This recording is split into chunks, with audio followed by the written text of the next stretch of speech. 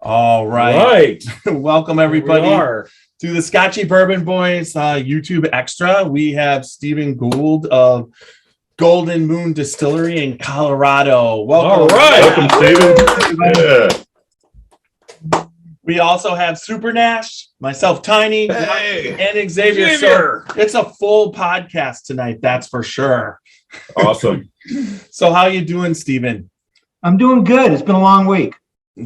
Yeah, that it has. We don't always we're usually Tuesdays and Thursdays, so a Friday podcast is kind of special for us because usually I have to work, but I'm going to be going down to Columbus to one of the distilleries down there, so I don't have to really worry about what I'm drinking tonight because I'll probably do full pours. You'll see in about a half hour. You'll see me and Roxy sitting here in just a gap in between because Tiny will be on the floor. Yeah. Well, I'm pacing myself because I've been out in California all week judging whiskey, and I should say my palate's still a little bruised. I can imagine. Yeah, well, that's a good thing to talk about as a whiskey judge. You know, have you come across Fred Minnick in your judging? I mean, do you? I wouldn't say Fred and I are close friends, but I've known Fred at least casually for I don't know, a decade at least. Okay. I mean, I hate to say it, the last time he and I had a drink together was David Pickerel's wake. Okay. Or actually the bar crawl after his wake in Louisville. Mm-hmm. Okay. I haven't been in the same room with Fred since, but we text occasionally. We certainly know who each other is, and we're friendly. Okay. I read his books. I like his writing. Yeah, and he does. I mean, he does a lot of whiskey tasting, similar to yourself. But I know. But now you taste on in the competitions in America, and you taste worldwide. Mm-hmm. Well, I wouldn't say worldwide. I've judged in Asia. I regularly judge the International Wine Spirits Competition in the UK, in London. And then I judge a variety of competitions in the U.S. I've judged World Drinks Awards, which is both London and the U.S. Most recently, this week, I flew home last night. I judged the American Distilling Institute's annual tasting. Okay, and what's now? Is there a difference when you're judging whiskey internationally opposed to nationally? Is there a cultural difference? Every competition is different, and it depends on what you're judging. You know, when I was in London, I had rest of world whiskey. So for 4 days, I judged 3 weeks ago, I judged what the British call rest of world, which in my case was American, South African, Korean, Taiwanese. I didn't do India this year. I've done India before. I didn't do Myanmar this year, but I've done Myanmar in the past. I'm leaving a couple of countries out. But so basically, and if you're judging American whiskeys, it's much harder than the other countries. And the reason for that is that American whiskeys are typically on-grained, fermented, and distilled, unless it's a single malt, and then it may or may not be. And they're typically aged in new oak, which means they're going to be heavier. And so American whiskeys, whether it be bourbon or rye, tend to be much, much harder on your palate than judging a Scotch whiskey or most Irish whiskey. Oh, I judged Irish. I judged 2 full days Irish when I was in London. So that's rest of world. I've judged Scotch whiskey in the past. I just didn't. I didn't do it this year. And it's different. You know, if you're judging Scotch whiskey with a bunch of Scottish distillers and whiskeymen, you're going to have a different judging experience, and there's going to be a different temperament in the room than if you're judging American craft whiskey with a diverse group of whiskey professionals, as I was this week. I mean, you know, I had one of the most legendary whiskey professionals in the country, a guy named Steve Beal, on my elbow. But I also had a woman on our panel that runs all the WSET classes in British Columbia, and she does all spirits plus wine plus sake and shochu. And she had an amazing palate. Wow. And then we had the owner of the brandy library from New York, who's a Frenchman who grew up in brandy. And all four of us are very, very trained palates. And for 3 days, I got to share a table with these three other individuals and debate every single one of how many did we judge? About 140 samples on day one and day two. Okay. Wow. So that's 140 combined between the 2 days. It's not the worst I've done. I did, and I judge other spirits. A few years ago, I was asked to step in by the IWSC and judge rum at the last minute on my day off. And I did 118 samples of rum in one day. And that was a rough day. Oh my gosh. That was a rough day. I can imagine. Wow. Okay. So, but it's fascinating because while your palate gets beaten up, you know, every one of these things I taste, good, bad, or indifferent, makes me a better, you know, they call me a master distiller. Really, a lot of what I do is about my nose and my palate. And the more I taste, the more I train my palate, the better I am at doing what I do for a living. Okay. And it's funny, you know, Tuesday we judged all day with nothing but rye whiskey. And it's like 68 samples of rye whiskey in one sitting or one day. And the last whiskey we judged of the day was the only double gold and one of only like 5 golds we gave out in the entire day. And we all looked at each other and said, our palates are totally destroyed. Are we fairly judging this? And we all stepped away, refreshed our palates, came back, retasted, and it's a blind tasting. We had no idea what we were doing or what we were drinking. Who we were judging and tasting, yeah. We knew it was an older, single barrel, overproof, cask strength rye whiskey. And then lo and behold, on the next day, that same whiskey, and we could tell it was the same because we'd all tasted it, showed up in the trophy round. And again, fresh palates, we still scored it incredibly high. I then looked at, so ADI has a reveal at the end of the judging.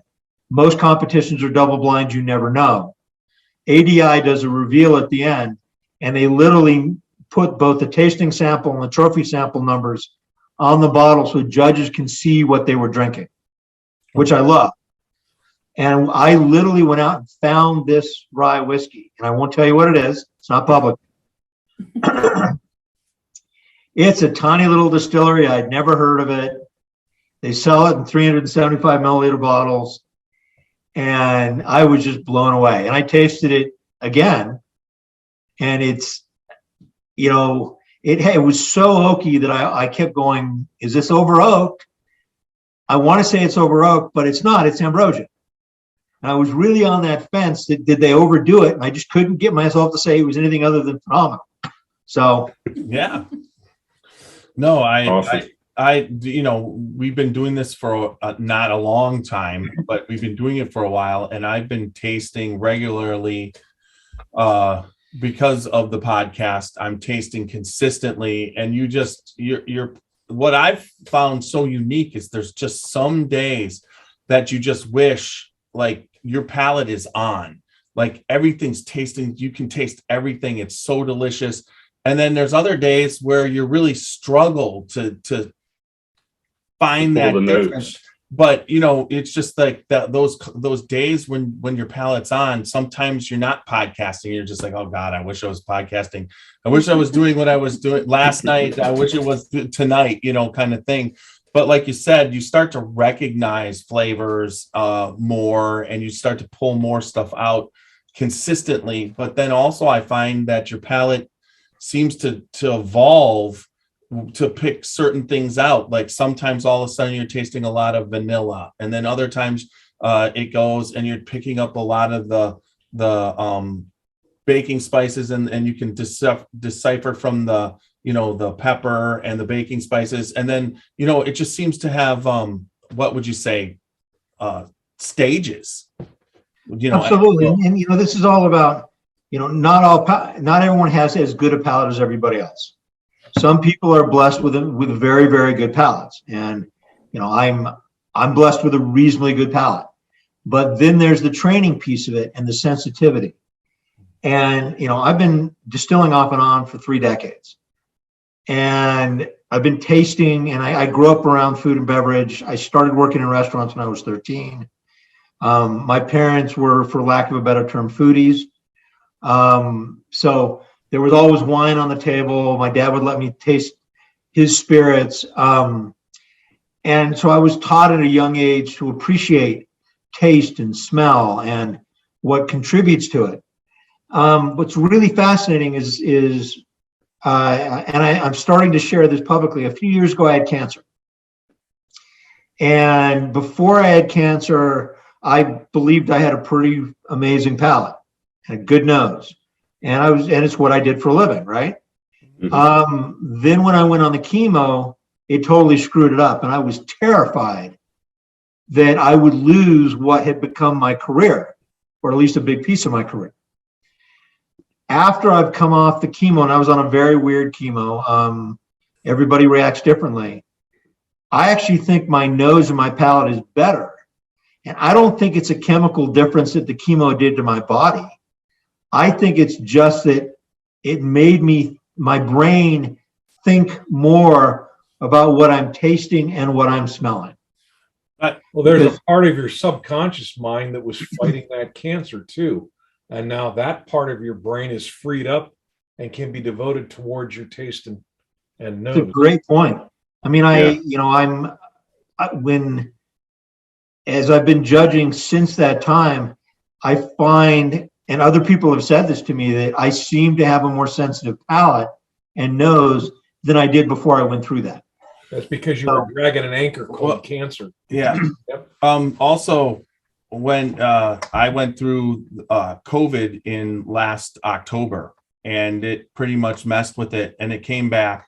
But what I found was when it was coming back, when you started to get your palate back, you were kind of retraining yourself, kind of like, and when you trained yourself before cancer, you kind of were just doing it and going along and learning and everything, but you picked up a lot of things along the way. So when you came back, all that stuff that you picked up along the way to train yourself, as you train the palate this time, you're able to use, which then seems to allow you to taste and smell better. You know what I've noticed that once I finally got through that, I'm picking up some.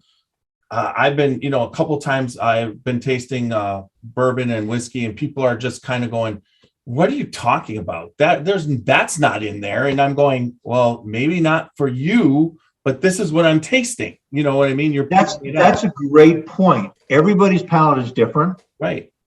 And we'll sit, and this is when you start judging whiskey at a professional level. Everyone goes, "Well, I taste this and I'm going to score this a 90. And someone else will say, "Well, no, I'm scoring that a 72 and I didn't taste that at all." You know what? They're both right. Right. Yeah, absolutely. Mm-hmm. And because every palate's different. So when you look at these metals that people get on their bottles, the difference between a bronze and a gold, or low gold anyway, can literally be the individuals at that table and the humidity in the room. Right. That humidity is a great point. But the difference between a solid gold and a double gold, now you start to need consensus of all these different palates. Mm-hmm. And then most good competitions, if it's gotten a big metal, they'll retaste it with another pound. Wow. I have 3 things. That's interesting. 3 things to say. Number 1, congratulations on defeating cancer. I'm not done yet, but you know what? I think it is what it is. We're all aging, and yep. Right now I'm doing great, and that's great. My wife is a cancer survivor, so I can relate a little bit. Number 2, thank you for your service as the United States. Thank you for that. I appreciate that. Number 3, I just have a whole plethora of questions related to things like humidity of the room. but I think I'm going to save those for when we start the actual podcast, because I think there's some things that are just running through my mind now related to things like that and how it affects you and how you compensate for that, or if you compensate for it. And that's where I mentioned, we thought the end of the day of this one day of rye whiskey earlier this week, all of us felt that our palates were just totally destroyed. And yet we all gave a double gold to this whiskey that we then tasted in the trophy round, scored incredibly high, and then a day later retasted again and still said, oh my God, what an amazing whiskey. Yep. So it's trusting your palate, it's educating your palate, but then it's really trusting your palate. Right. I guess my line of questioning will go to the control, the environment around you. And I have some things about that when we start the podcast I want to ask you. Yeah, and every competition is different, but sure, we can talk about that, absolutely. And from the standpoint of a beginning whiskey drinker, because before Jeff started this fun endeavor, I was not a whiskey drinker. So I only drank sweet liqueurs and wine. And I fancied myself somewhat of a white wine connoisseur. I liked certain flavors, and aromas were always very appealing to me. So in order to appreciate whiskey, I had to, instead of coming at it like, I drink this, it's really strong, it's burning all the way down, is how could I ever drink this? I decided to analyze each and every bourbon that Jeff brought to me and pay attention to the different scents and the different aromas. And that's a great way to learn whiskey. That's a fabulous way to learn whiskey. So for people that have not had whiskey or thought, that's just not something I would ever drink, it's just too strong. Approach it from, I'm going to see what different things I taste in this one, or what different things are on the nose on this one, and how it feels in your mouth, and where you taste it in your mouth, and all these things that, Jeff educates you about in these podcasts, and you'll develop that, desire to try it with a different one, and that sort of allowed me to appreciate whiskey when I never was able to before. It's as people mature, their palate grows. And if you've never drank ardent spirits before, starting with heavy whiskeys, you're going to have to taste a few and give it some time. Mm-hmm. I always tell people, even if they're experienced whiskey drinkers, judge on the second sip, not the first. Yep. Yeah. Good point. Because the first is going to shock your mouth. Yeah, it shocks you. Yeah. even now. I mean, it's just like that first. I always find the nose. Everybody likes to start with the nose, and honestly, in my opinion, the nose should. When you actually should, you can smell it to start off, but once you drink it, you coat the glass with the with the whiskey, and then you take a sip and let that sit, and then you revisit the nose. That's usually when you're getting those flavors, because it's stuck to the side of the glass and you can get all the different flavors, out of it. Whereas opposed to when you first pour it in and it's in there pristine, it just doesn't seem to be able to pick out as much of the nose that you can. Remember, when you drink a spirit, and most people never really talk about this, when you drink a spirit, it's as much a smell exercise as a taste exercise. So when you put the whiskey in your mouth, there's actually smell receptors at the base of your nasal cavity, the back of your throat. Mm-hmm. And so when that whiskey's in your mouth, you're actually smelling it as well as tasting it. So if you roll it on your tongue and let a little bit of air in, you're going to get a little bit more of the complete experience and this is not just whiskey, it's any spirit. Right. And you're going to pick up things you didn't realize you were going to pick up. And hopefully they're good things, but sometimes they're not. Right. Yeah. All right. So I think that was a good for our YouTube people, that extra right there. And also hopefully that'll be extra for Patreon. Yeah. So we're going to start recording. The 30-second spot will play. And then while you're doing that, I have to go check my brownies. Okay, go check your brownies.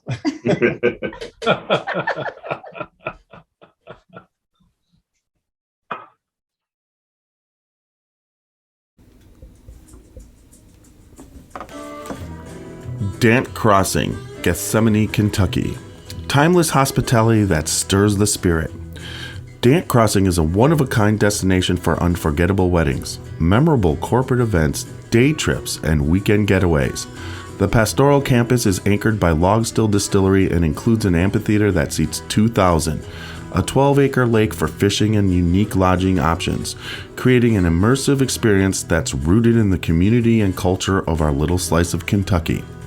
More attractions will open soon at Dant Crossing, including our 21,000 square foot distillery, which we will have the ability to produce 15,000 barrels of spirit each year, a network of wooded walking trails, fully functional private train depot, farm-to-table restaurant, and the Legacy, a premier wedding and events venue. Whether you're looking to host an event, book a stay, or reserve a tasting, we're ready to welcome you. Learn more at dantcrossing.com.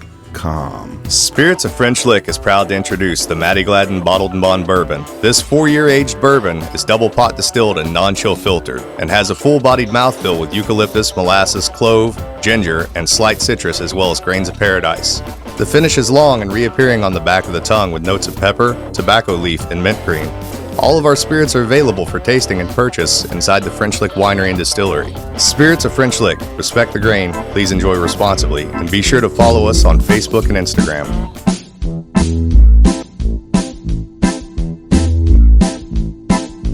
Oh, show me the way to the next whiskey bar. Oh, don't ask why. Oh, don't ask why. Show me the way to the next whiskey bar. Oh, don't ask why. Oh, don't ask why. For if we don't find the next whiskey bar, I tell you we must die. I tell you we must die. I tell you, I tell you, I tell you we must die. All right. Yeah. Welcome everybody to another podcast of the Scotchy Bourbon Boys. Yeah. Tonight we have special guests. We are all together. We have Xavier, Greetings. myself, Tiny, Roxy, Super Nash, and we have all right. Stephen Gould. Hey, everybody. All right. Silver Moon Distillery. Golden Moon Distillery. Golden Moon Distillery. Oh my God. You know, He just demoted you from a gold to a silver. It must be a fractured palate is all I can say. My gosh. That's just me. I mean, it's just I'm a fuck up. I'm sorry, Stephen, be glad he got your name right. Yeah. I mean, that's making money now. I mean, good Lord. No, I've known Stephen for a good amount of time, and there's just that would be a Freudian slip at the most, but so it's great to be back on the podcast and having Stephen here. He is here tonight to talk about his Golden Moon Distillery. We have his single malt, and you can say the name of that. It's Principium. Principium. It's good. It always takes me a while. But the Gunfighter, we have your Gunfighter series, which is the rye, the double-barreled rye, and that's in rum casks, I believe, correct? Yeah, so I believe I sent you a bourbon that was port finished, a rye that was rum finished. Yep. Mm-hmm. Our Principium is our young single malt. So anything that says Golden Moon on the front label, we've distilled in-house. Right. Anything that says Gunfighter on the front label is a found spirit that we've typically modified in-house. And Right. you can see on the back label where it was actually distilled and what we've done to it. So the two Gunfighters that you have there are a bourbon finished in wet port style wine cask from California. So they're French oak. And we take a young, typically 18 to 24 month old bourbon and rye from what is now Green River Distilling, and in Owensboro, Kentucky. And we're going to put it in for, on average, about 6 months into a wet port cask. And then we're going to bottle it at 50 ABV. We do that with a bourbon and a rye. We do the same thing with rum cask. with a bourbon and a rye. We also do a vermouth version of both products in partnership with Del Professor Vermouth, and then most of that goes to Italy. And then we're getting ready to launch Gunfighter tequila finish bourbon and rye, and those are in partnership with Fortaleza Tequila. So I'm here in my basement. This is my basement bar, but the folks at Fortaleza are friends of mine. Guillermo's a drinking buddy, and of course their products are right here. All So right. look for that sometime later this year, assuming we can find trucks to get them out of Mexico and get the barrels out of Mexico and up here to Colorado. It's easier for Guillermo to get here than it is for him to ship barrels. Yeah. So the other thing we do with Gunfighter is we'll do older releases. So there's a Gunfighter 7 floating around, a Gunfighter 8 floating around. Both those have been discontinued for the time being. There's a Gunfighter 13 that you probably can find, especially if you're in Kentucky. There's some inventory of that still available in Kentucky, New York, Massachusetts, and of course here in Colorado. We're getting ready to discontinue that for the time being because we're out of stock. And we're getting ready to launch Gunfighter Masters Blend Edition 1. Now, Gunfighter Masters Blend Edition 1 is a blend of 15-year-old Tennessee bourbon and Golden Moon Colorado single malt. And it's delicious. It sounds delicious. It's delicious. So that should hit the market midsummer. So that's really the Gunfighter line. We're keeping on doing a variety of different unique and fun things, but it's all bourbons and rye. All of it is based on other people's whiskeys that we modify. In the case of the stuff from Green River, they distill it for us, and then we take and really make it our own with the secondary casks. Really designed both to be easily sipped well, but to make cocktails with. So everything in the Gunfighter line is going to be 50 ABV or 100 proof. And, they're affordable. You can buy that bottle of port finish or rum finish for about $30, and it's 100 proof whiskey. Wow, that's awesome. And it's good whiskey. Now, the Masters Blend, the 15-year-old, those are a little more expensive. Of course. Right. So Is this the Gunfighter bourbon that y'all poured up first, Tiny? We did the Gunfighter bourbon. Yes, Yes. that's what we poured up. And we delivered some to Super Nash there in South Carolina. So he's sipping away on this Sure for the did. first time too. Yep. And and all I'm that actually color drinking on it. Principium. So Principium is our young single malt. It's one of 3 single malts currently in the lineup from Golden Moon. All our single malts are made from 100% Turo Moravian barley. So that's a beer type barley that's grown in Colorado, Idaho, and Wyoming. It's malted right here in Golden, Colorado. Everything we do, all the water we use for fermentation, all the water we use for deproofing is all Rocky Mountain runoff from the Montezuma and Clear Creek watersheds. And I know that sounds fancy. It just happens to be what our water source is, and we're blessed to have it. So the single malt that you're going to get, it's all local grain. It's all locally malted grain. It is milled, mashed, fermented, distilled, matured, and bottled, all at Golden Moon. Wow. Now, we had talked earlier before we were recording, and this is a good point to get into. When you're aging in smaller barrels for the Principium, right? Not totally true. We use 6 different types of casks here at Golden Moon. Mm-hmm. So the first cask is a 22 liter or 5-6 gallon, somewhere in between, what we call a blood tub. It's a small barrel. The term blood tub is actually, I picked it up. I worked for several years as a master distiller in Ireland. And very commonly you'll see the distilleries there using small casks for a variety of things. And the term there is blood tub. I liked it, so we use that term. Sounds cool, right? Yeah, it does. But it's a smaller cask. And the ratio is such that you get a lot of extraction very quickly. The next type of cask we use here at Golden Moon is a 20-gallon torpedo.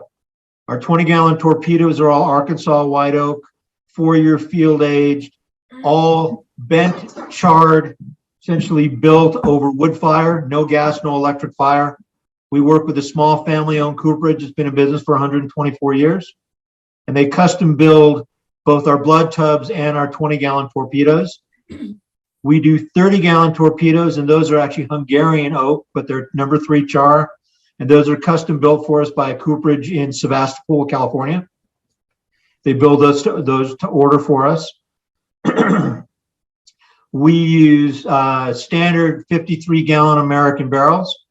The new barrels that we use in process are primarily sourced from International Stave Corporation, who I think you all know. Occasionally I'll get other barrels, but I tend to like to work with cooperages that I'm familiar with, and the folks at ISC do a great job. Chad, remember that next time I order. Then we use hogsheads, and so a true hogshead is going to be a little over 60 gallons, 250 liters, or 250 liters. Most of what we get are actually 225 liters, so they're sort of a hogshead. It's more what you see standard in the American wine industry, Right. and the French wine industry. Most of those have previously held either port wine or vermouth. So the vermouth barrels come out of Italy. The port wine barrels come out of California wineries that make port style wine, but they're all French oak. And then we also use a number of punts or butts. So a punt or a butt is a very large barrel. In all cases, when we use them, they're toasted as if they were going to be used to make wine. They've all previously held wine. And so in Spain, they're called a butt, and they're typically a little longer and a little narrower. In Portugal, they're called a punt. And you'll see both terms in the rest of the world often used interchangeably, even though they're not quite the same barrel. But we use them interchangeably because they're both about 500 liters. And so if you remember, we talked about a hogshead. The hogshead is 250 liters. So the trade definition of a butt load is 2 hogsheads. So now you know. Awesome. Learn something new every day. So another, it's a Now you know what a butt load really is. Yeah. So we use a variety of different sizes and types of barrels for a reason. And that's because every one of these barrels has a different ratio of surface area, liquid content, and then interaction with the atmosphere and the aging in the maturation house. And so the little teeny barrels are going to get a lot of real quick extraction. Terpenes, tannins, vanillins, all those good oaky flavors that you want in your whiskey. The bigger the barrel, the slower the extraction, but the more atmospheric interaction. So that's going to soften your whiskey. And then the larger the barrel, the more forgiving it is as to how the whiskey was made. So if you're going to use a little barrel, you need to be real tight on your cuts. Make sure your head cuts are deep, your tails cuts are deep, so that you only get the hearts, the really tasty stuff. The bigger the barrel, the more you can stretch out those cuts a little bit, because a lot of those negative flavors are going to volatilize out over time. And you're going to need whiskey in those big, the larger the barrel, the longer you need to leave the whiskey in order to get a certain level of extraction. Right. So with Principium, which is what I'm drinking, which is what you have there, that is a young single malt aged solely in small barrels. Yet at less than 2 years old, we took a gold medal in San Francisco a couple years ago with it. Now, I've got products that I probably won't pull out of a cask for 5 or 6 years. I have products that may stay in cask for 10 to 20 years, but it depends on the cask. I personally would never leave a whiskey in a new American standard barrel, a fresh barrel, for longer than 4, 5, 6 years, especially here in Colorado. Because here in Colorado, we're at higher altitude. My distillery is 6,300 feet above sea level. Wow. So it's well over a mile high. We're 1,000 feet above Denver. And and the temperatures that you get in your rick houses, they fluctuate all over the place. So in the summertime, they get really, really, really hot. Yeah. And what that does is it increases the angel share, and more importantly, it increases the amount of extraction over time. So I can take an American standard barrel and put it in a high barrel slot in my rick house, and I can get the same level of extraction in 6 months out of that full size barrel that in Kentucky is going to take 24 months. Yeah. And so depending on the barrel position and realize what works for me in Golden does not work the same for Todd Leopold, who's 20 minutes away from me in Denver. Right. Because he's 1,000 feet lower, he's out on the prairie, and things age differently just from there to here. Okay. Because we're at different altitude. Right, when Yeah. you're dealing with a different atmospheric pressure. Yeah. And Exactly. Mhm. Exactly. Altitude, barometric pressure, and the temperature difference. I mean, Yeah. we're in a little teeny valley sort of above Denver, and we have an entirely different weather pattern than they have down on the prairie. And people don't realize Denver's a prairie city. Mm-hmm. Maybe looking at the Rockies. Right. Denver's a high prairie city. It's not a mountain city. Yeah. Anything been through it a couple times. Anything east of Denver, it's basically you're just going kind of flat downhill till you hit Nebraska, which then that nobody even knows what Nebraska is. Well, when and I've got friends in Nebraska. I got friends who make whiskey in Nebraska, and they love it. But I got to tell you, Nebraska is one of those states you drive through, and you see the guy on the big tractor, and he waves at you, and an hour later, you see the guy on the big tractor, and he waves at you. And you go, Yeah, and didn't I just see him? And I swear to God, they're most of the time when they're on the tractor, they're spreading manure and it smells like it. So but that's half of Colorado as well. I mean, Colorado there's part of it, and half our state. But everything the Rockies is prairie. Yep. Everything west of the Rockies is farms and orchards. So manure is something you smell quite a bit in this state. I'm just saying. Hey, depending on what you're doing, it's the smell of money. Indeed. I mean, we have a couple of ranches and a lot of small horse properties and the like that are not that far from our distillery. And if the wind shifts, we're going to get that smell. And what's this? This is the Well, I really love the nose on this Principium. Really almost like fresh baked bread, I get that. Plus, I get like a sourdough bread. For what you're drinking and for all our single malts that we produce for ourselves here at Golden Man, we have a proprietary method of mashing. So I trained in Scotland years and years ago, and I do not mash like a Scotsman, but I don't mash like anybody else either. So what I've done is I've sort of adapted what they call a classic 3-water Scottish mash to be more inefficient. And what that does is it brings out some of the malty character, because Colorado's malt country.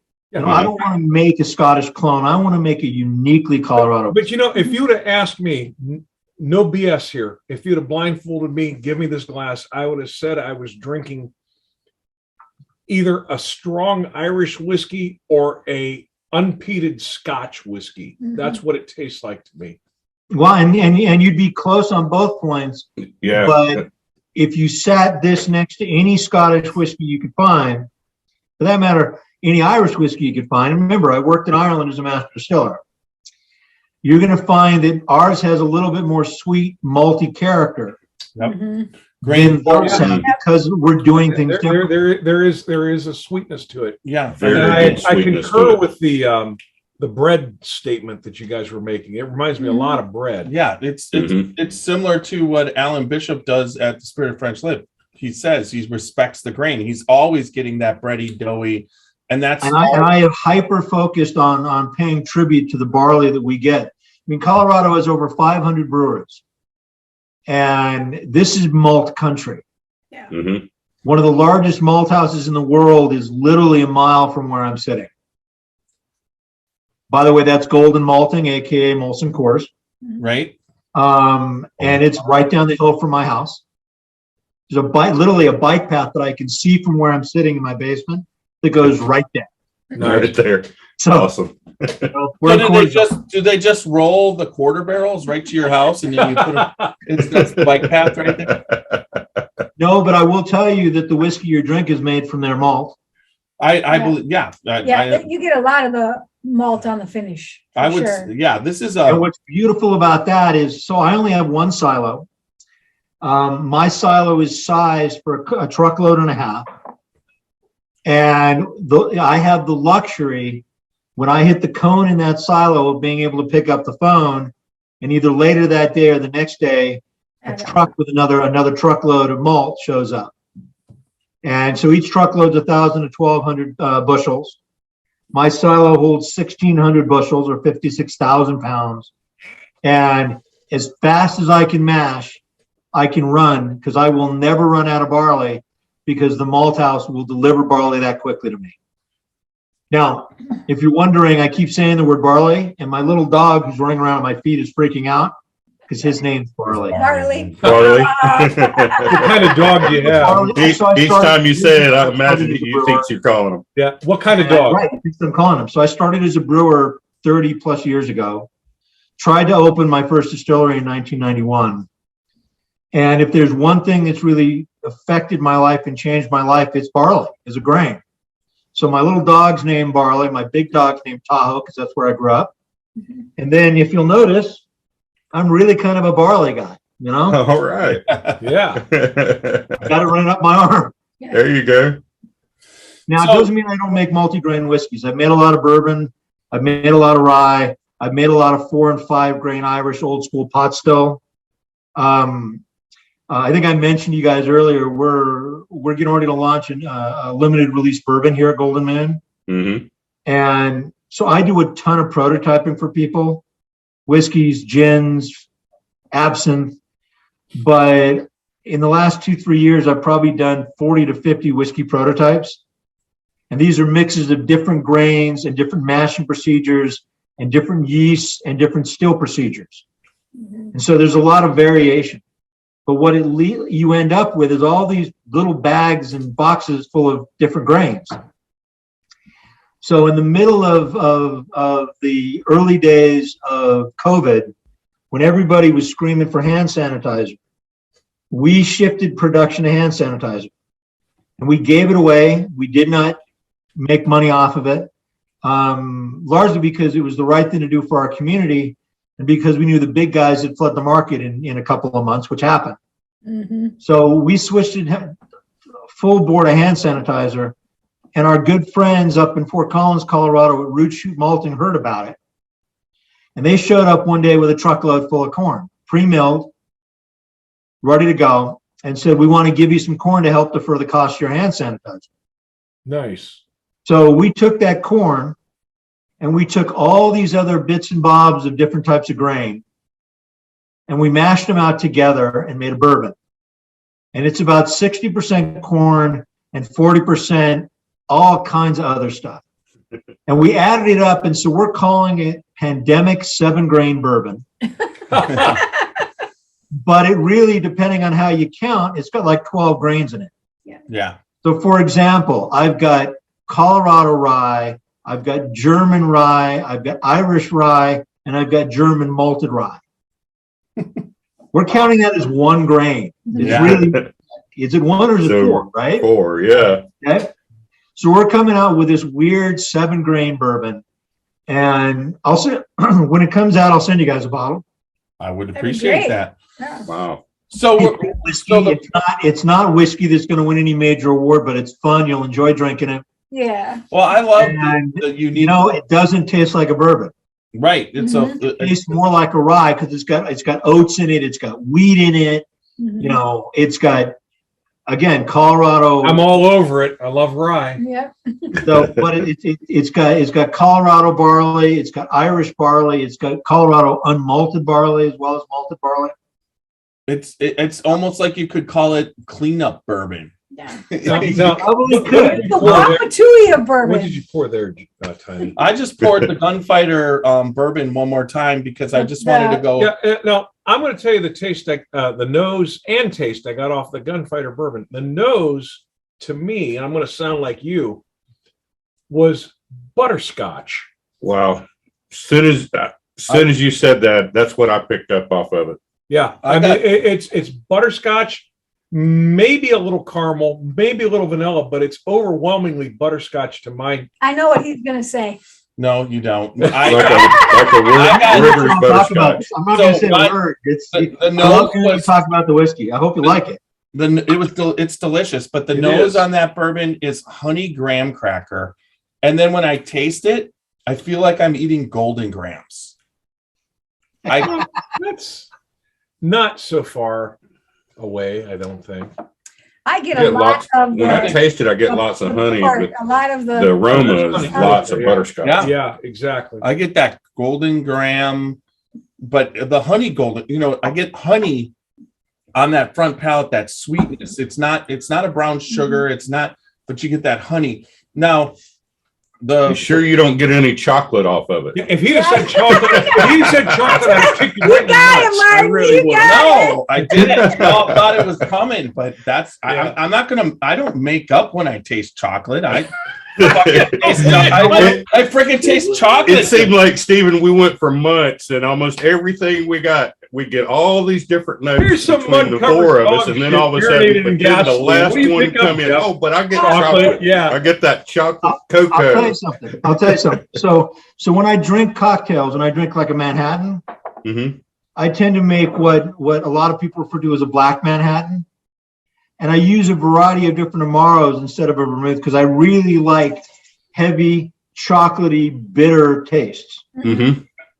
And so recently, when I was in London, I was judging rye whiskey one day. And one of the other judges would go, she'd mark things down, I'd mark things up. And I'd be like, well, why don't and then you debate your scores. You talk about the whiskey and for every single one.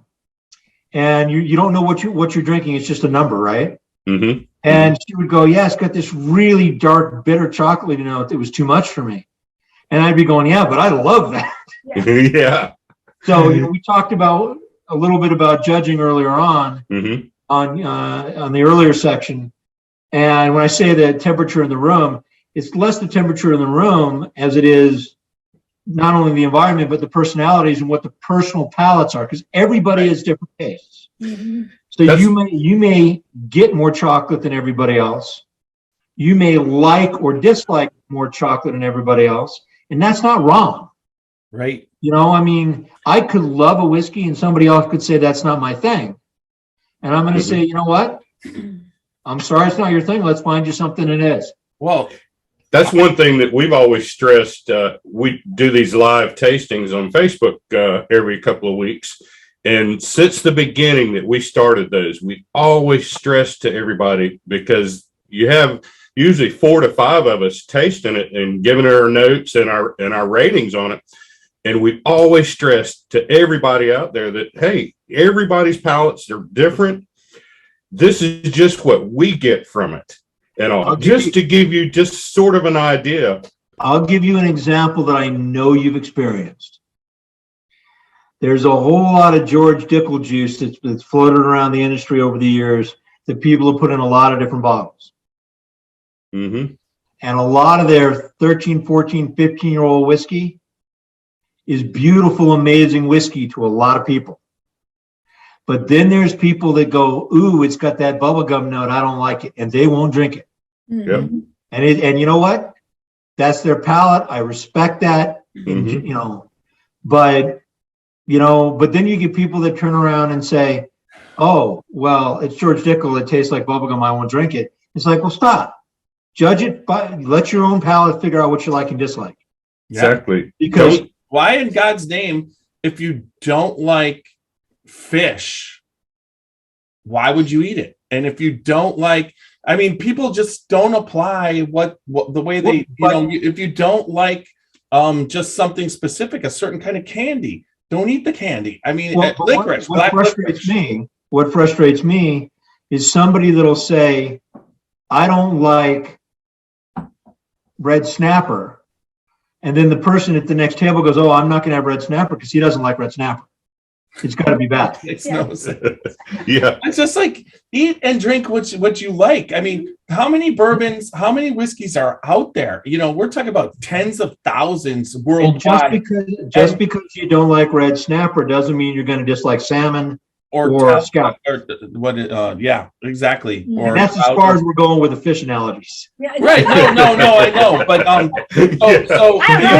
you'll just feel bad in either case. You'll just feel bad in either case that it's not a Boston strip, but that's just my thought. Yeah, but at the same time, there's people who don't like meat, or can't eat meat. So don't eat it. It's like same thing with whiskey. I'm not a huge fan of rye. You were talking about Dickel out there. Well, MGP 95.5 in about 99.9% of the time, if that's being used, I want to spit it out, and it's horrible to me. The plate. And I've said on the podcast a million times, I've tasted some of the most rank things in that type of rye, and I just don't like it. But there's people who like it, so well, I gotta tell you, don't like it if you like it. I'm saying I just don't like it. A friend of mine built an entire brand off of that juice. Yeah, and I thoroughly enjoyed drinking that brand when he owned it. And that would be that, and we all know that's Redemption. Mhm. Right. And it's like, it's Redemption. When Dave Schmier had it, it's still a good brand. Mhm. But Dave had the ability to go in and pick barrels, but Redemption was all Indiana rye. It was all MGP rye. But he could pick the barrels and mix it and make it where Bullet, in my opinion, I can't even get near the smell of Bullet rye without it making me, it turns my stomach and it gives me a headache. But I'm not saying. I don't mind it at all. What? No, I don't mind it at all. Right. But some people, no, most people like it. I know I'm different in that case, but I'm not going to sit there and tell anybody because they like it that somehow there's something wrong with it. I find that a lot of times with rye, they're harsher. So people who have not so delicate palates just love that because it wakes up their palate. You know what I mean? But those people seem to then rip on the people who want to drink Basil Hayden, because I think Basil Hayden is a delicious bourbon. It's thin to me after drinking barrel, but there's a lot of taste that I get out of it. But you could get ripped on the internet for even mentioning that bourbon. And here's the thing. Again, everybody's got a different palate. Mm-hmm. Mm-hmm. People should drink what they enjoy drinking. Exactly. And let's talk about Basil Hayden for a second. Mm-hmm. There are a lot of serious whiskey aficionados that look down their nose at Basil Hayden. Right. Mhm. But I'm going to quote a guy that I had the pleasure of interacting with a few times. Did a little business once upon a time. He probably wouldn't remember me from Adam. A guy named John Teeling, Irishman, and he's very fond of saying, people drink light whiskey. The reality is most of the average consumers in the world are not whiskey connoisseurs. Right. I just told you earlier that I gave a double gold to this big, bold, blow your head off, heavy rye whiskey that I love. But at the same time, Basil Hayden is a bourbon. You as a more experienced bourbon drinker with a more mature bourbon palate are going to say it's a little light for me. But the average person that doesn't do a whole lot of sipping a straight bourbon, Basil Hayden is very, let's call it user-friendly. Right. It's affordable. It's a quality product. And you know what? If that's what people want to drink, God bless them. Buy the product and drink it and enjoy it. Right. We've always recommended Basil Hayden as a starter bourbon for people that are just getting into bourbon and all that. It's a really good. It's an entry level bourbon. Amen. Yes, absolutely. Now, but I mean, I've got a neighbor, and he and I've done a lot of drinking together over the years. One of my best friends. He's got an incredible palate, and he's drunk some very rare, very expensive whiskeys, and we've sat and talked about them. That I've brought over for him.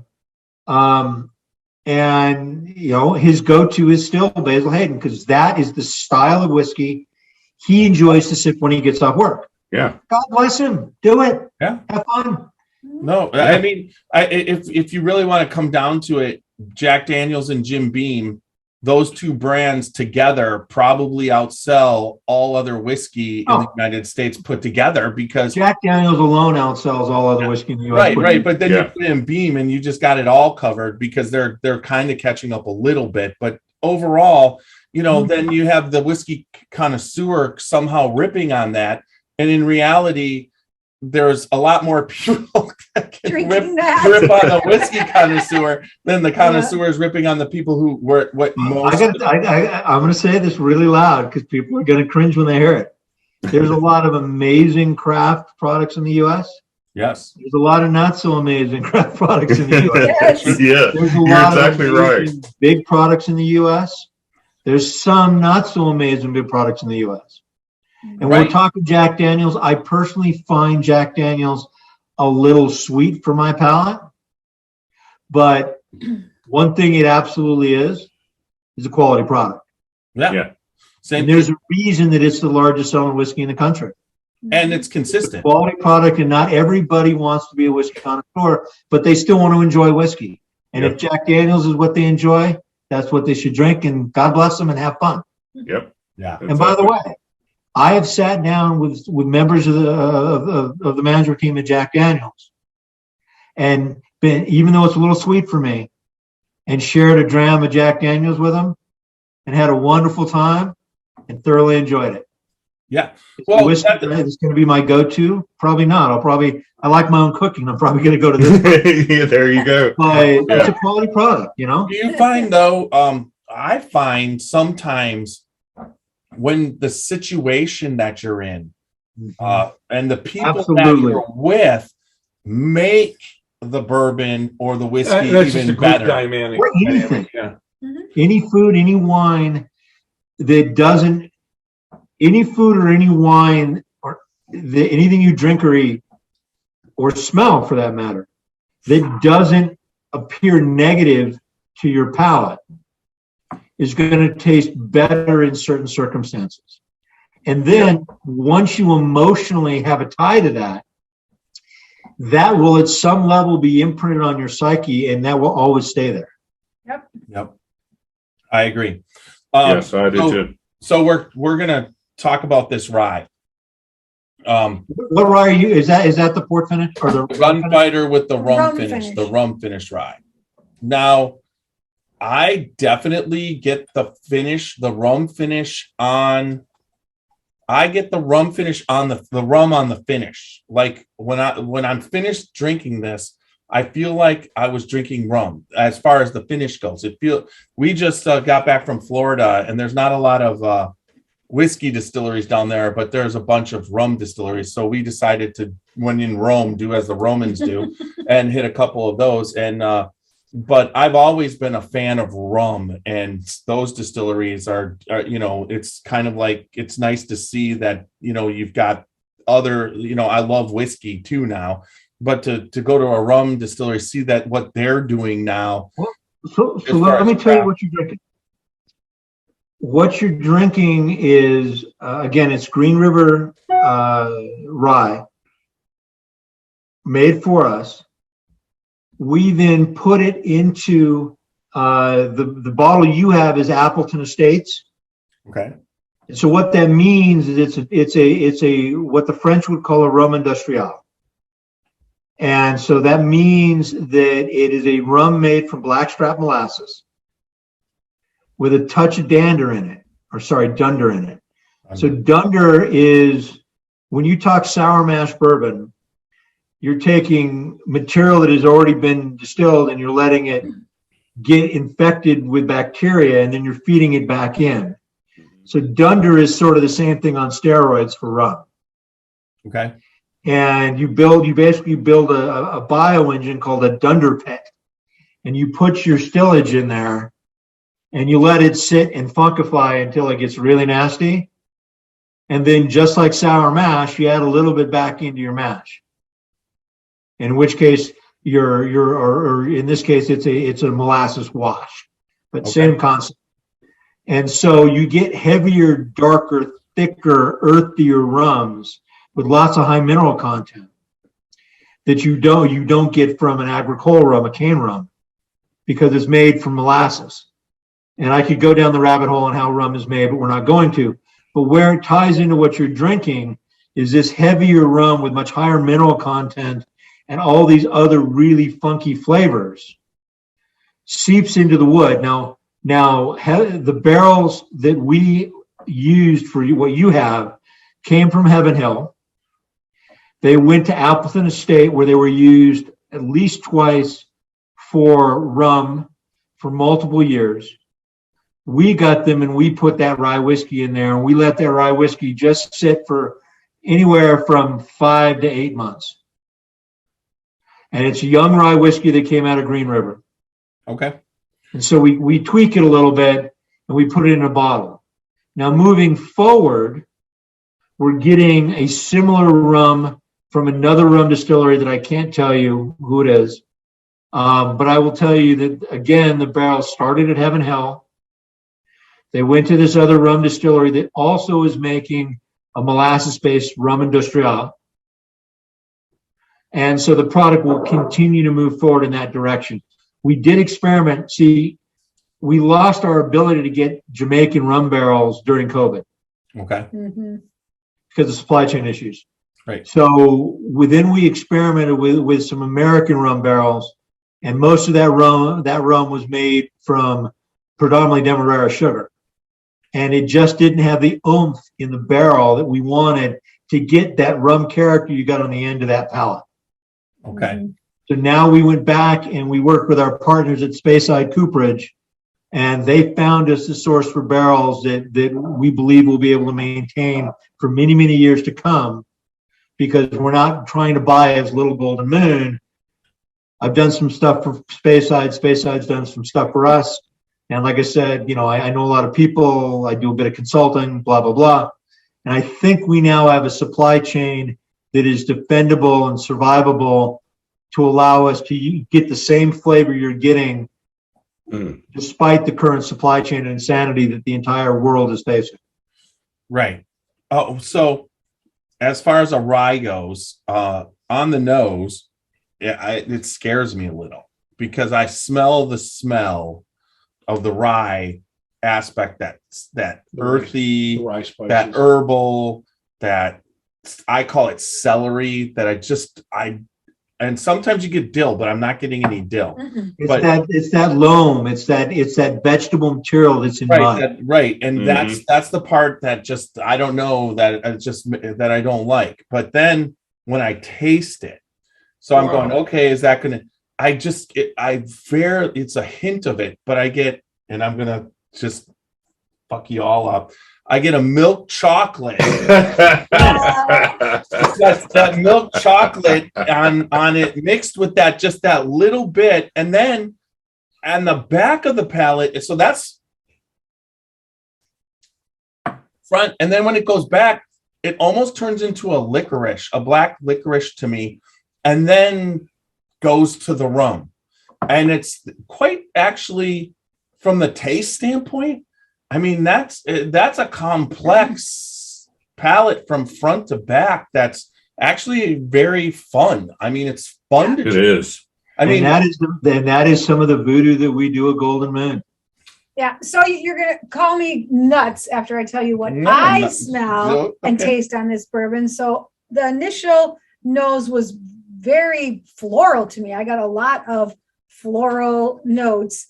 Then I tasted it and just have been racking my brain to pinpoint exactly what that flavor is, but it almost is a little bit like pineapple with a little bit of the floral, and then you do get a lot of that rum on the finish, but there's also something very earthy that almost mushroom-like to me in the mouth of this bourbon. Okay. But I can't pinpoint exactly what it is. God, I'm glad I got my palate. You're talking mushroom flour. Well, I'm talking about milk chocolate, and not in a bad way. So I get the aroma of the floral notes right off the bat on mine. Yeah, when you cook them up, you get a. Then I get this sweetness right off the bat. The first taste, I get this sweetness, real good sweetness. Yeah, like a sweet rum, and then it goes into like the bacon spices and all, and then, oh my gosh, then it just finishes really well. Nice mouthfeel, full body. I get the herbal, but it's a very floral. It's almost, not to be cliche, but it's almost perfume-like, which is what you'd smell when you open up a rum bottle. Yes. Really. That's what I definitely get with that. Mm-hmm. Now the taste, it is definitely there's a little bit of a pepperiness to it. I think it's a good burnt rye taste, but there's something sweet with it too, and I think that's just to carry over the rum, and it more or less stays that way all the way back. I'm not picking up licorice, nor am I picking up pineapple, but I have the least sensitive palate of the three of us too. So, but I'm sort of getting black pepper and clove. Yeah, Right clove. There you go. There- Yeah.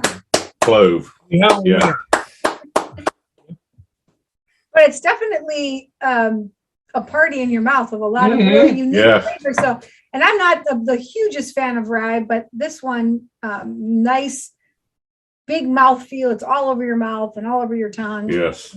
You know, I agree. I agree that And nice there's body, there's yeah. a little bit of the you get the rye spices to the point where it's maybe a little green when you on the nose, but you don't get it at all in the taste. No, It's just, really good. Just a little. Well, yeah. it's balanced out by Oh, that. yeah. You guys are tasting the sweet, but I get that little bit of milk chocolate. Then it's balanced out with as it goes to the licoricey taste, and then it's just finished as rum, and it's balanced out. So I like it. So if you can take that vegetable-y taste, which I mean, we were at Kentucky Bourbon Festival, and I had been hearing so much about seagrass by Barrel Craft. They make seagrass rye.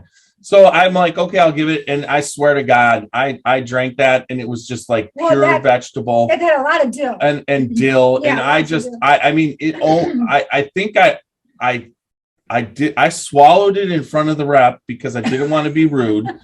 And then I threw up in my mouth. Oh, stop. Oh my God. And then I was like, God, that little bit of stomach acid tastes better than this. I tasted it and said, oh, that's a lot of dill. Okay, Jeff, you're not going to like this. Nobody can unhear what you just said. They're supposed to not. Stephen, I wanted to ask you, when did you actually decide, or what made you get into distilling? And Oh God.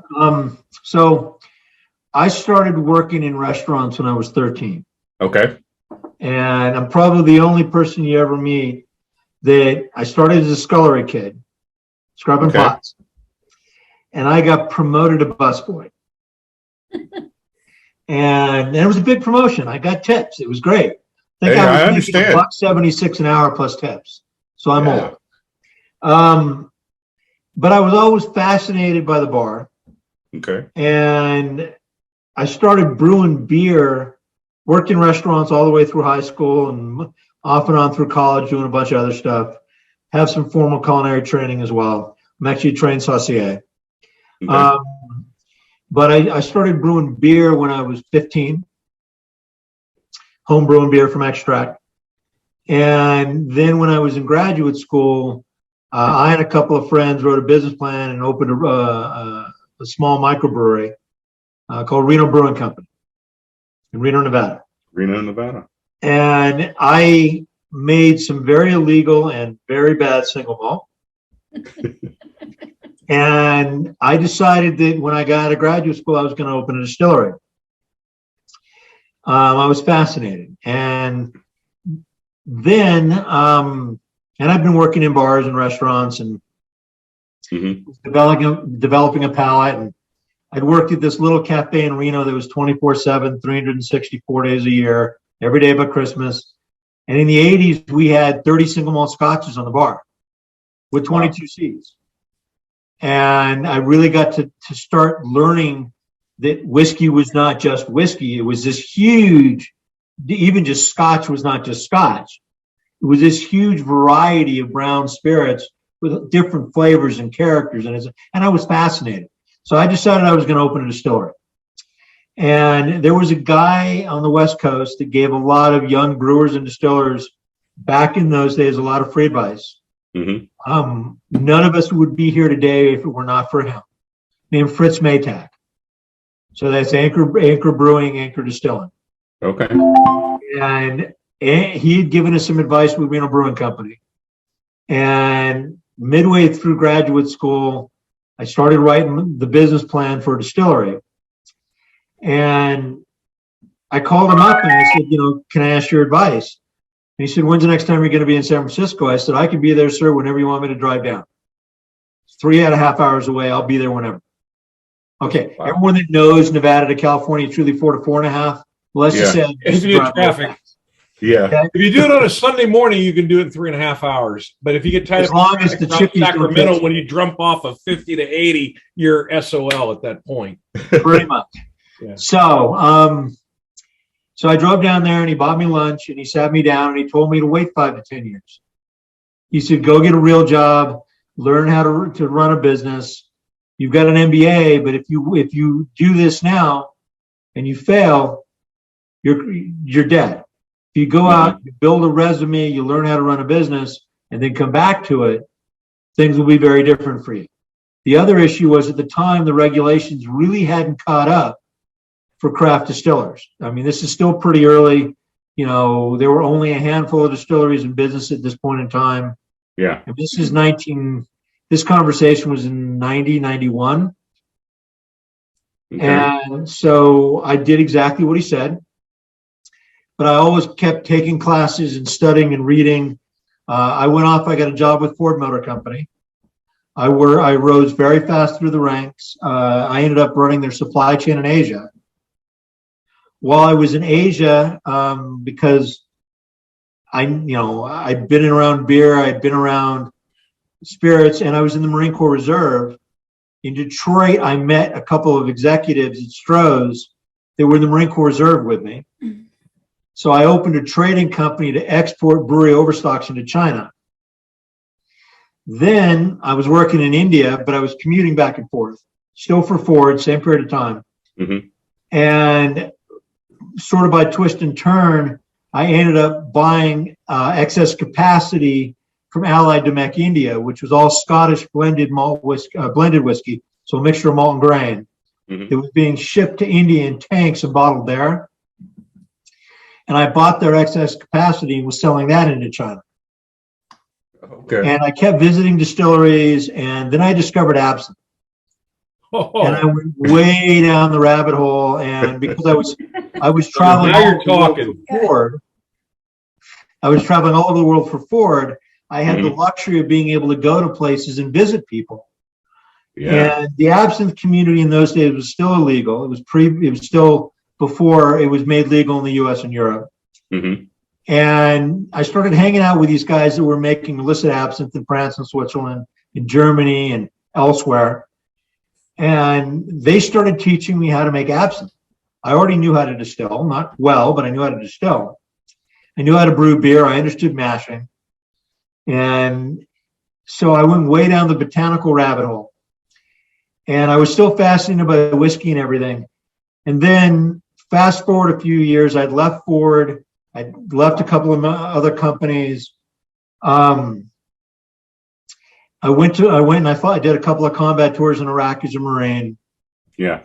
I came home, and shortly after I came home, I started my own business because I was working in Asia after I came home from the war in Iraq, and I wanted to come back to the United States and really spend time with my family instead of working on the other side of the world.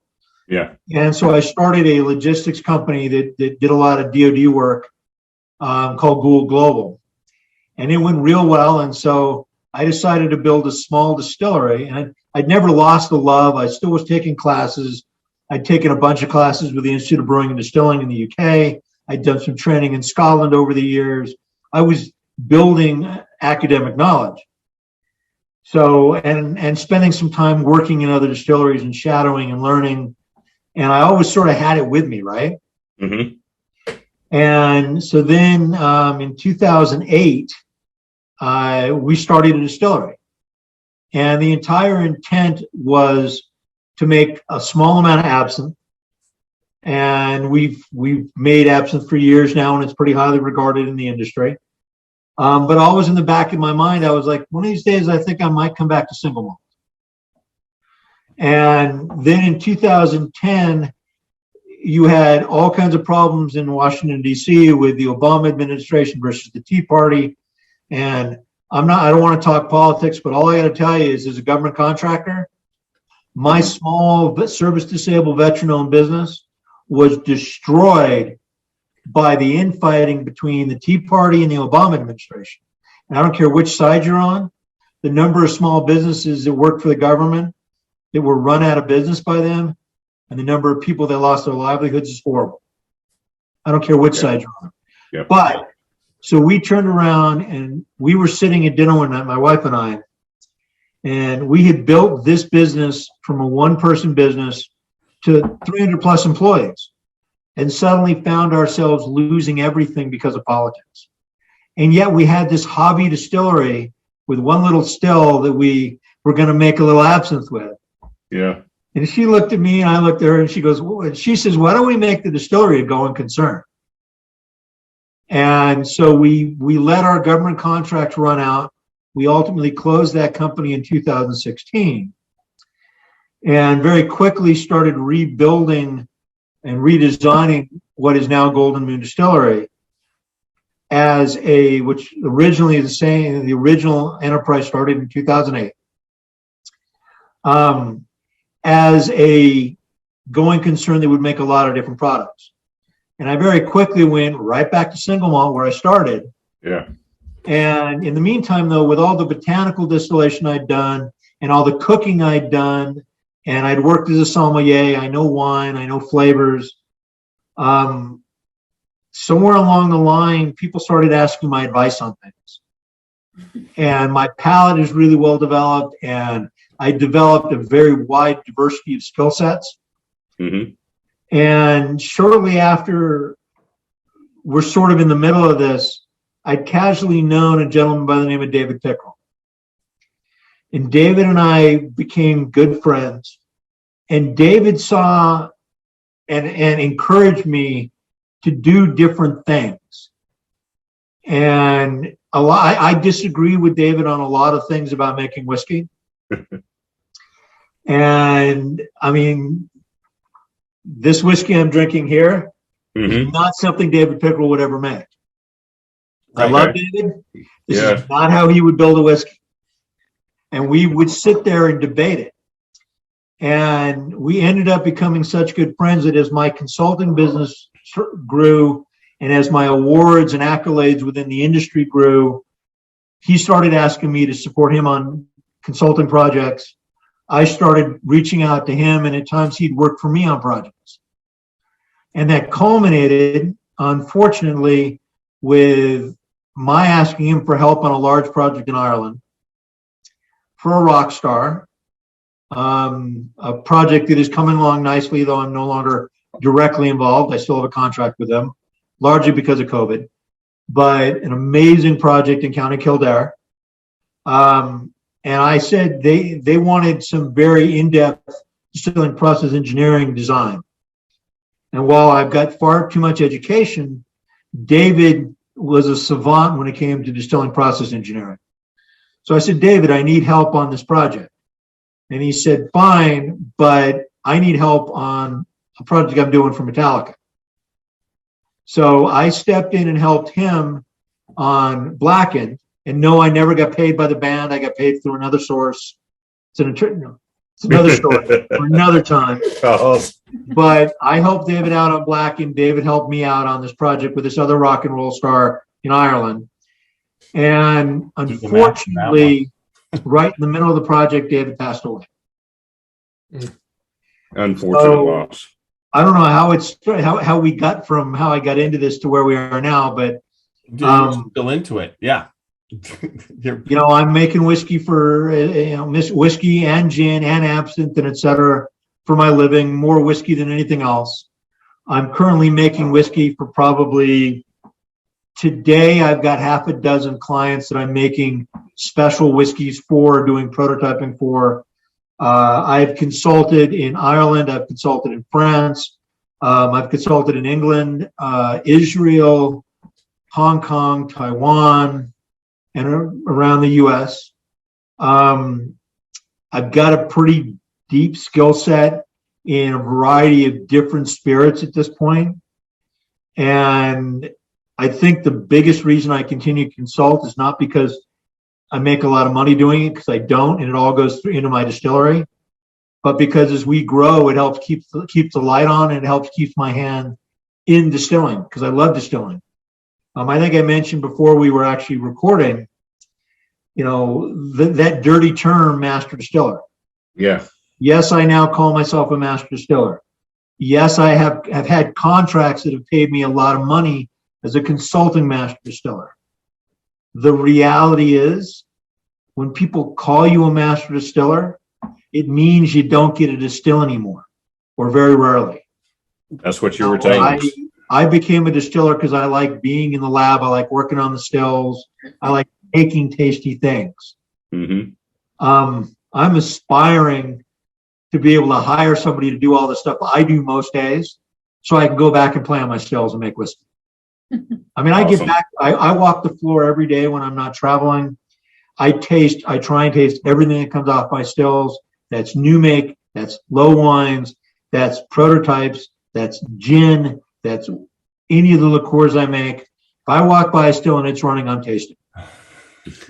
That's great. Well, that's hands-on and that's keeps you in the loop.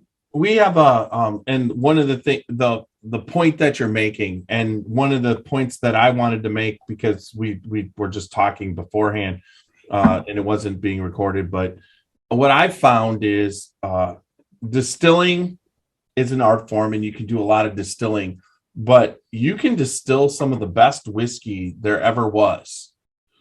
And if you don't have the right person to pull it out of the barrel at the right time and taste it and then blend it so that it's presentable to the world, and that person, one, has to have a love and passion for whiskey, in my opinion.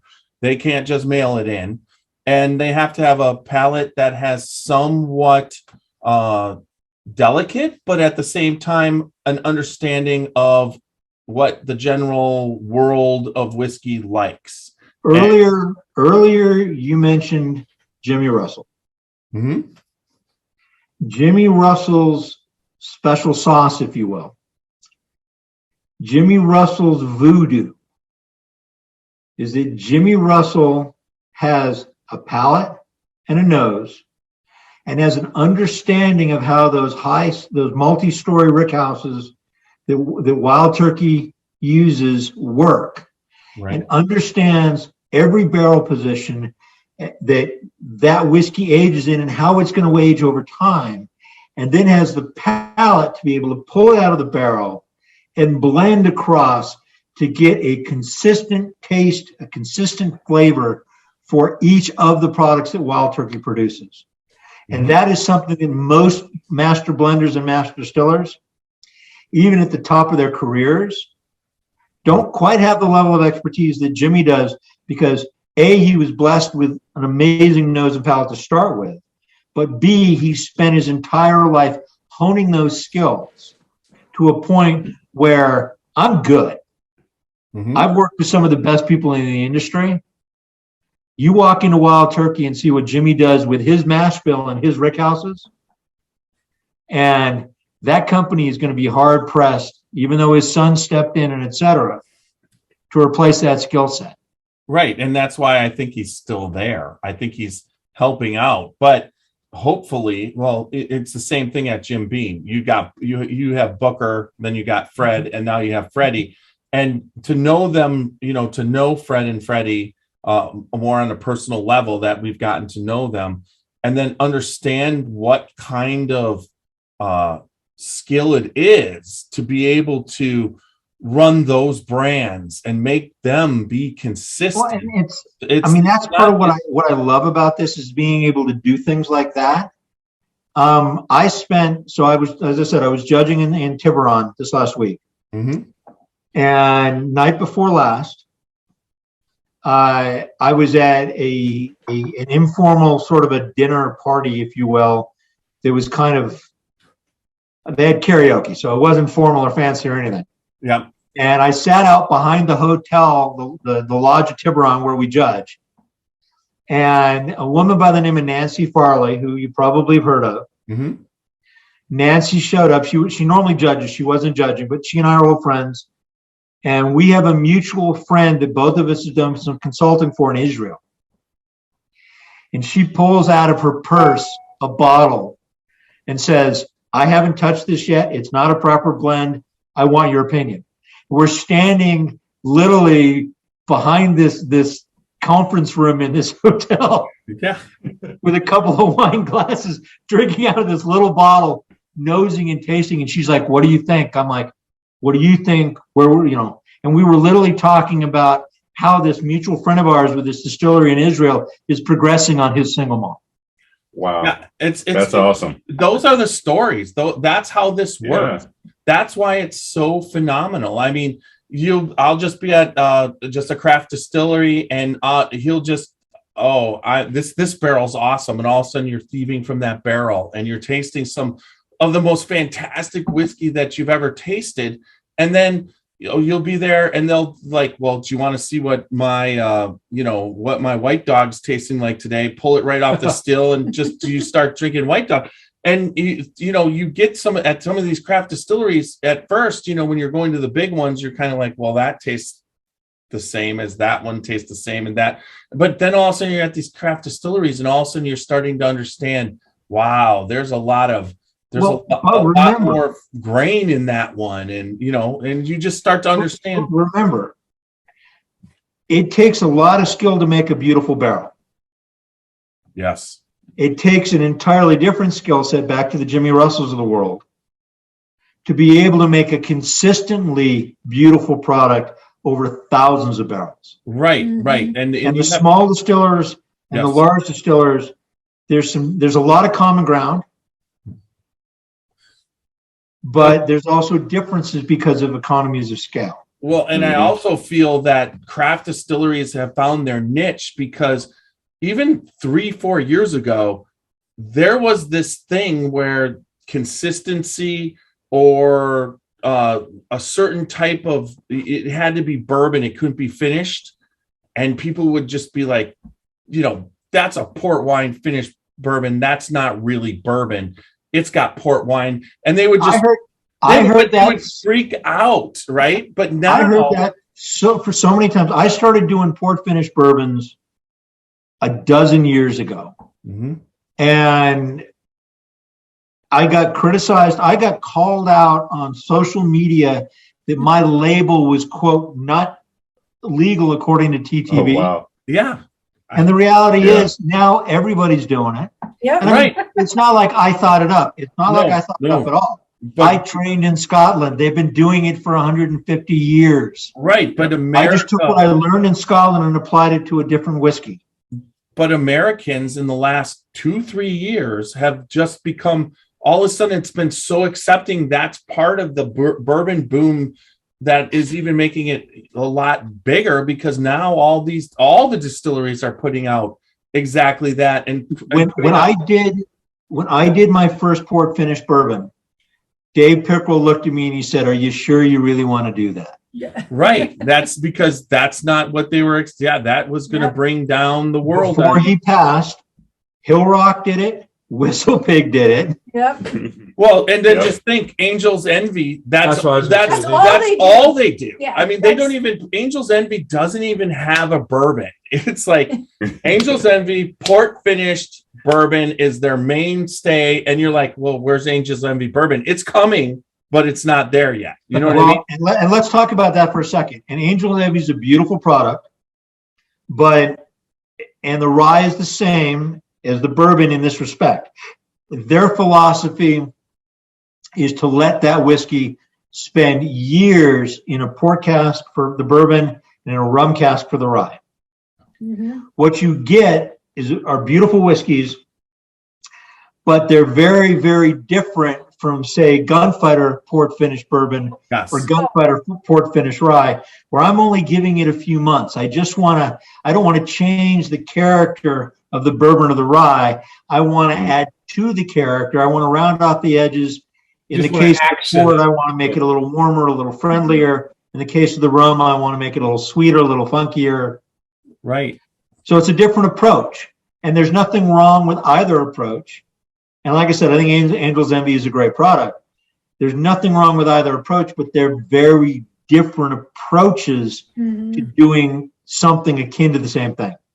Well, yeah, and that's what's great about the industry, and I love how much more accepting it is, and how the craft distillers. But and at first, even 2-3 years ago, when you were here, craft distillery, young whiskey, this and that, and you'd hear back. But now, I almost all the craft distilleries I go to, the quality's up, or there's a couple of them that had to fix their quality by getting the right people in, and they've all been seeming to do the right thing. And I'm not going to say all of them. So we're now at 2,400 craft distillers in the U.S. Mm-hmm. And there's a lot of new young folk putting out spirit that needs to have some work done on it. And that's just part of the learning curve. It is what it is. It's not a negative. It's reality. What you're seeing now, however, it used to be that craft across the board, many people would say was a dirty word. It's not. Right. And I'm a craft distiller. I own a craft distillery. What, especially this year, that leaped out at the American Distilling Institute's judging, which is predominantly focused on craft producers, was the bar today of the whiskeys I spent all week judging is so much higher than it was even 5 years ago. Yeah. I mean, we literally would look at each other across the table and we'd have an entire flight and go, oh my God, 3 years ago, 4 years ago, these would have been no metal or bronze. Half this flight are silver. These are really good whiskeys. Yep. And which is different because that's a craft centric, different than when I judge IWSC, which are all predominantly big, mature producers. Right. But just the sheer level of quality that's gone up across the industry for craft producers in the last 5 years is mind-boggling. Yeah. Doesn't mean there aren't producers out there that are still figuring things out. True. It means that the overall level of the industry has gone from here to here, which is beautiful. Yeah. Did I lock up, by the way? Yeah. Yeah. You didn't lock up on your audio, so your audio's going. Yeah, your audio's still going. So all my fancy hand gestures are going to waste. Is that what you're saying? No, actually, what you're locked up on is one of your fancy hand gestures. So that's good. But what I wanted to say is that it's great. We should wrap up the podcast part. We'll be on YouTube for a little bit right after, and I know you got to get to where you got to get to. But so thank you so much for doing this podcast on a Friday night, giving us your time. Hey, absolutely. Yes, I love doing this. I love talking about whiskey. If you hadn't figured that out, And which you guys do as well, which is great. We know you're not. I would love for you all to come visit us in Colorado. I'm going to. And here's I'll the thing. be there. So Colorado has 126 distilleries now. There's a lot of whiskey and a lot of gin and a lot of other spirits being made out here. So when you all come to visit, I'd love for you to come visit us for sure. But please check out the other distillers in Colorado. There's a lot of us. And, anytime you want me to come back on, anytime you want me to introduce you to anybody in the industry, not just in Colorado, I know a lot of people. Happy to make introductions. Great. That's awesome. Stephen, I wanted to ask you one more thing, and that's about that. I noticed that you have an extensive library on distilling and books dating back to the 1500s. That is correct. Is that somewhere in your distillery to where it's viewable? Or most of the library is sitting in a small reading nook right over there. Okay. So, here in all right, basement. right in your basement. Okay. I do have a handful of texts, including some going back to the 1500s, that I do show visitors to the distillery. Okay. A lot of the books I don't like being handled, and they're pretty closely guarded. Absolutely. A lot of them are falling apart. But I do have a small collection of rare books at the distillery that I'm happy to show, including such things as a Desmaché. So Desmaché in 1773 published a volume on distilling that George Washington waited 1.5 years for to come from France And he used that book to build his distillery. And the etchings in that book were literally the plans that were used in the original distillery in Mount Vernon to build the stills, and they were subsequently used because there is a copy at Mount Vernon today, same exact printing that I have at the office. I actually have two copies, one here and one at the office. That is amazing. Mount Vernon took those etchings to Vendome Copper and Brass in Louisville to have them custom fabricate the replica stills that are used today in the rebuilt distillery. That's it. I've just noticed, like I say, just from talking with you, you are very, very knowledgeable. One of the most knowledgeable distillers that we've been able to talk to. And then reading that you had such a extensive library. And did you start collecting that as you were traveling the world from all over? My mother is a career librarian. Okay. Oh, wow. So I grew up in a house full of books. Okay. And if you hadn't figured out, I had the collector's disease. And in my case, and I went through phases. So, I mean, I for years, I did vintage motorcycles. Okay. But I have, if you come to my distillery, we have a huge number or sizable number of vintage stills, many of which are running. Yes. Along with modern stills. If you look at my home bar, which is behind me, you'll notice that there's a bunch of small antique stills on the back bar. Mm-hmm. Those are all real functioning stills. Wow. Next to me on the front bar, next to the computer, I've got a beautiful pharmaceutical grade Egros still from France. It's a miniature of the stills that were used to make some of the best absinthe at the height of the absinthe era. It's the same period. I collect rare books. I collect rare stills. I collect rare booze. So if you look at my back bar, the bottom shelf and the second shelf are modern typically. That top shelf is all rare booze. You can see the dust on those bottles too. So yeah, I have boxes and boxes of booze. I actually am getting ready. I haven't for years sold booze, but I'm getting ready. I sold 12 years ago now a bunch of 1863 rye whiskey, a collection called the Hannisville Cache. Mm-hmm. The bourbon that was in the Hannisville Cache is still in my possession. And we're going to be releasing 40 bottles of Hannisville bourbon here later this year. Wow. Sold off the shipping dock in 1912 in carboys. We've radiocarbon dated it. We have solid provenance. We're going to bottle them or we're going to sell them. Oh, wow. That's awesome. I have the collector's disease, and while I don't always sell, I'm going to sell that stuff. Well, do you share with friends? I've been known to, yes. Jeff just recently came down to my house here a couple of weeks ago, and he could see that I've got the collector's disease too for whiskeys and bourbons and ryes. And yeah, so that's amazing.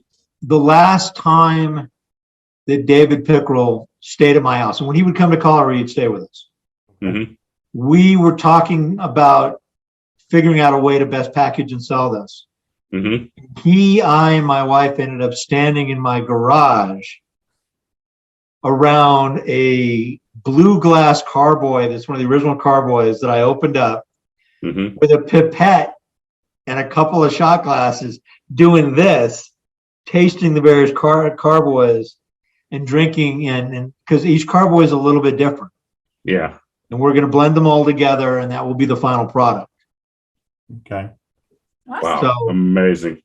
Yeah, so we have essentially 3 partially to fully filled 5-gallon carboys left of the bourbon, and that will sell now. I still have the empty rye carboys back there, and there's still, I bet I've got about 200 milliliters of 1863 rye that at some point I'm going to drink myself. Sorry. All right. Hey. It is what it is.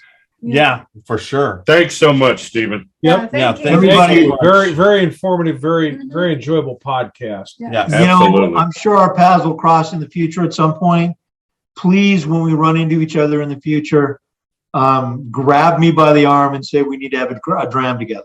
There you go. Absolutely. Yeah, absolutely. Maybe pulled 20 different ways, but I'd love to share a dram in person. Yep. And once again, we all really appreciate your time. We know you're not sitting around twiddling your thumbs wondering what you should be doing. Thank you for spending your time with us. Thank you again, Steven. Some great whiskey and rye. Yep. Awesome products. Cheers, everybody. Yes. Cheers. Cheers. Cheers. All right, everybody. Weekend. Yes. We're the Scotchy Bourbon Boys. This was a great podcast. Remember, www.scotchybourbonboys.com. Check us out for all Scotchy Bourbon Boys stuff. Check us out on all major podcast formats, Instagram, YouTube, Facebook, and Twitter. So with that said, remember everybody, good bourbon equals good times, good friends, and go out and live your life dangerously. Thanks, everyone. Cheers, everybody. Thanks for tuning in.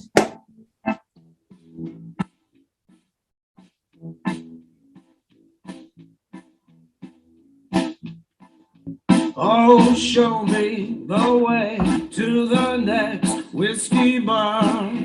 Oh, don't ask why. Oh, don't ask why. Show me the way to the next whiskey bar. Oh, don't ask why. Oh, don't ask why. For if we don't find the next whiskey bar, I tell you we must die. I tell you we must die. I tell you we must die. All right. So we're All finished right. up on the Podcast. We're still going on YouTube. Thanks, Steven. Was there anything you wanted to add, or did we cover Oh it? God, I don't know if there is. Come visit us in Colorado. Like I said, Oh, Yep. love to. Well, yeah, love to. Yes. You know what? We got on such a good discussion there in the podcast that I didn't come back to what I wanted to ask you. When you do these tastings, I guess the number one question on my mind is, what do you do if you're sitting next to someone that's just covered in cologne, or the opposite, they haven't bathed, and now that's affecting your nose and everything? so when I taste, these are professional tastings and they're booze professionals. Okay. And so I've never had that experience. Okay, good. Yeah. Now in a public tasting, which is different, I have had that experience, and you're pretty much, it screws with your palate. But, like this entire week, the people I was sitting at the table with are all in this industry, and it's what we do for a living. And our noses and our palates are a big piece of our livelihoods. And so nobody wears perfume, nobody wears cologne. Nobody I know of that judges seriously smokes. Mhm. Good. It's because those affect your palate. Yep. Oh, yeah. Now, what do the hosts of such a tasting event do? Is that is the room, climate controlled, temperature, humidity, and those sort of things? Theoretically, it depends where you are. These are all professional competitions again. So we were obviously in California, so the doors were open because it was temperate. In London, it was fully climate controlled. So they took it a little bit more serious in London, hey? In London, so we used to do it in an old cinder block building that was an RAF office building at an airfield in Surrey. That is where they film all the James Bond films. And then now they've moved to a building called the China Exchange. And it's just basically a big kind of conference room, two conference rooms on two different floors in the middle of London's Chinatown. It's not the greatest digs, but it's clean, doesn't smell bad, doesn't smell good. It doesn't really smell. And, it does what we need it to do. You're not there to party. You're there to sit at a table and you drink, you spit, you drink, you spit, you drink, you spit, and you write notes. Yeah, when you're doing 116 in a day, you better be spitting, right? Like I said, that's my record, and that was rum. Normally, so ADI tries to limit it to 50 a day. I think I did 68 one day and 64 the other day. And then the third day was trophy round, and that was only a handful. London this year, I don't think I did less than 75 any day. So, wow. so when you're spitting though, do you still get the alcohol effects with that many? Oh yeah, you're gonna to an extent. I mean, you never get drunk, but you'll get a little buzzed, Right. especially if you're doing cast strength or overproof. I mean, I drink a lot of water. I eat a lot of water crackers. So you eat a lot of water crackers and you're drinking water, but you're really not doing food because food will affect it, right? We take a lunch break and usually have a big lunch. Okay. And so IWSC used to limit it to like cucumber sandwiches. And their lunches are still not great. They're still pretty bland. I honestly don't remember what International Spirit Challenge, which is World Gin Awards, World Whiskey, World Drinks Awards, which is World Whiskey Awards, World Gin Awards. I've done them 3 times now. I don't remember their lunches, so they must not have been memorable. Right, but Which is probably good in some way. yeah, I'm sure you've Well, had I got to tell you, memorable so whiskey. this year at ADI, we had really great lunches. But we also had an hour and a half break starting with lunch. And after lunch, I just let my palate recover and, ate a few water crackers and drank some water. And I usually try and find a little of whatever major category we're tasting and rinse my mouth with a whiskey of some sort or a gin of some sort before I start, and then go back to water just to sort of cleanse everything else out and get my palate back in that mindset. All right. Interesting. So we're going to stop recording right here, and then you'll still be on. We can talk for a couple seconds. You can get out of here. Sure. The watershed story. A watershed moment might be pivotal, but it might also be quiet and fleeting. It could be a monumentous occasion, a cause for celebration, an enormous triumph, or a small daily victory. A watershed moment could be a rekindling or an observation or a gathering. Any opportunity to relish with friends and family. It's whatever you choose to cheers to, who you're gathered around, and whatever's worth celebrating. We founded Watershed Distillery on the principles of community in 2010. We wanted to live in, work in, and contribute to the community in which we grew up. We aimed to create spirits and stood apart in quality and character. Along the way, we set out to form a community of our own, one that could gather together to savor, celebrate, and enjoy good spirits and company. We've grown from a tiny little still and 2 guys in jumpsuits to a dedicated team of over 40 people and 2 much larger stills. If you're ever in the area, stop by so we can introduce you to our team and pour you some of our award-winning bourbon. Creating it was our watershed moment, but we want to hear about yours.